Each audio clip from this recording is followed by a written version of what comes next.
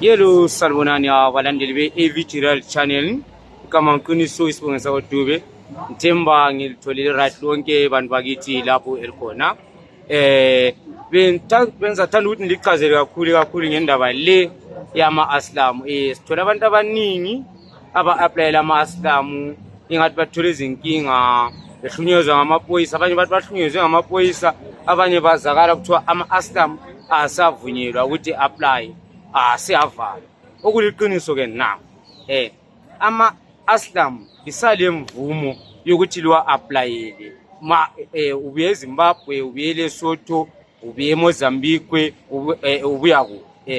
then into okumele ube layo kumele ube lesizathu esibambekayo ukuthi wena uzusuke kwelakho ilizwe la owazalelwa khona eloko lakho lokuzalwa waza la eSouth Africa ungela ama documents aphele ma usiye home affairs kumele ube lesizathu esibambekayo unganguthi ngaba maybe ukuthi usukubaleka ngezombangazwe ezepolitiki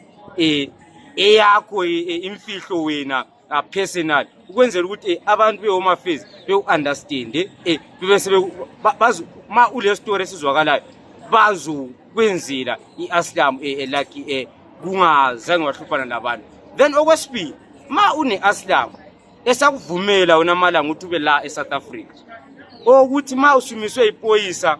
waqhubela leyo Aslamu la ibona bese besithi bona bayakuvalela ngoba i-Aslamu ayisavunyelwa la eSouth Africa ngawo lokho akusiyiqiniso balinde yokuhambisa ecourt naleyo Aslamu yakho ma ufike ecourt